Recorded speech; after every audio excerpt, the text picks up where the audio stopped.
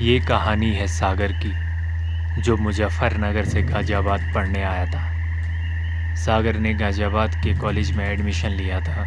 वो यहाँ अपने भाई के साथ रहता है, जो दिल्ली में नौकरी करता है। सागर के अब पेपर होने वाले हैं, तो उसे भी अब लाइब्रेरी की ज़रूरत महसूस हो रही है, जहाँ कॉलेज के ज़्यादातर लड़के लड़कियाँ इस समय पढ़ाई कर रहे हैं। सागर गाज़ियाबाद के बारे में ज़्यादा कुछ नहीं जानता, और ना ही वो अभी ज़्यादा गाज़ियाबाद घूमा है। सागर की क्लास में रोहित नाम का एक लड़का है, जो सागर का दोस्त है। दोनों ने एक साथ लाइब्रेरी में जाना शुरू किया। लाइब्रेरी में जैसे ही दोनों पहुँचे, वहाँ पहले से काफ़ी लोग थे, जिस कारण उन्हें सीट नहीं मिल पाई। तो उन्होंने शाम में लाइब्रेरी आने का फैसला किया। शाम 5 बजे सागर कॉलेज पहुंचा।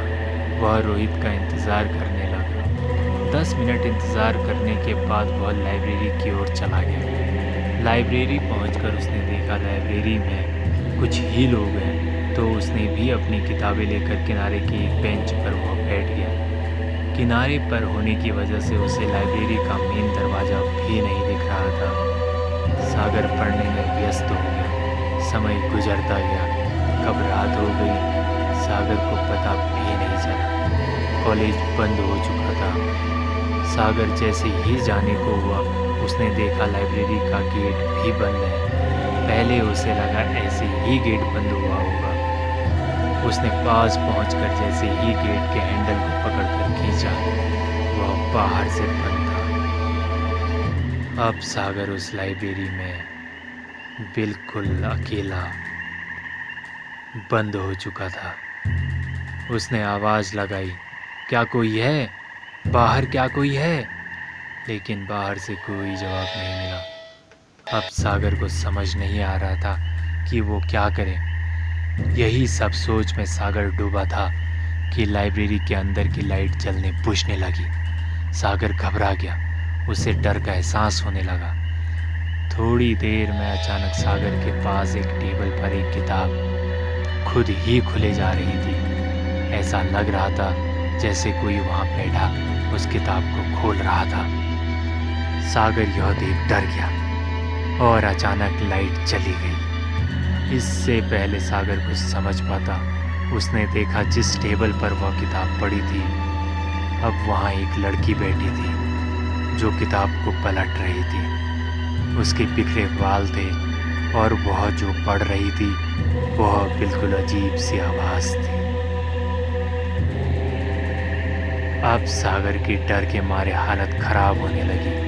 वह दरवाजे से सट गया और उम्मीद करने लगा कोई आकर उसे यहाँ से बाहर निकाल ले। तभी अचानक लाइब्रेरी की सारी किताबें इधर उधर गिरने लगी। यह सब एक भयानक डर का माहौल बन चुका था, जो सब सागर के सामने हो रहा था। सागर ने इस डर के माहौल में हिम्मत जुटाकर लड़की से पूछा, कौन हो तुम? उस लड़की ने उसे कोई जवाब नहीं दिया। वह पढ़े जा रही थी। सागर ने इस बार उसे पढ़ते हुए सुना, मैं सबको मार डालूंगी, मैं सबको मार डालूंगी। यह सब सुनते ही सागर की बुरी हालत हो गई। वो डर गया। तभी अचानक लाइट आई। वह लड़की सागर के सामने बैठी बैठी चीखने लगी। इससे पहले कुछ हरकत करता सागर, सारी किताबें पूरी तेजी के साथ सागर पर गिरने लगी। सागर को काफ़ी चोट लग चुकी थी। इस समय रात के 9 बज रहे थे। सागर को चोट लगने की वजह से वह बेहोश सा हो गया और वहीं फर्श पर गिर पड़ा। थोड़ी देर बाद लाइब्रेरी का दरवाज़ा खुला। उसे ढूंढते हुए उसका भाई कॉलेज के प्रोफेसर के साथ आया। उन्होंने सागर को उठाया और वहाँ से ले गए। इस घटना के बाद सागर को बहुत तेज बुखार हो गया। लगभग 2 हफ्ते तक वह हॉस्पिटल में रहा। जब उसने अपने भाई को इस बारे में बताया, तो उन्होंने इस बात की छानबीन की। लाइब्रेरी के सीसीटीवी को चेक किया गया, लेकिन उसमें ऐसा कुछ नहीं दिखा। सागर को चक्कर खाकर बेहोश होते देखा गया था। इस घटना से सागर इतना डर गया कि वह अपने शहर मुजफ्फरनगर वापस गया। आज भी रात में इस लाइब्रेरी में वह सब घटित हो रहा है, लेकिन अब रात को इस लाइब्रेरी को बंद ही रखा जाता है।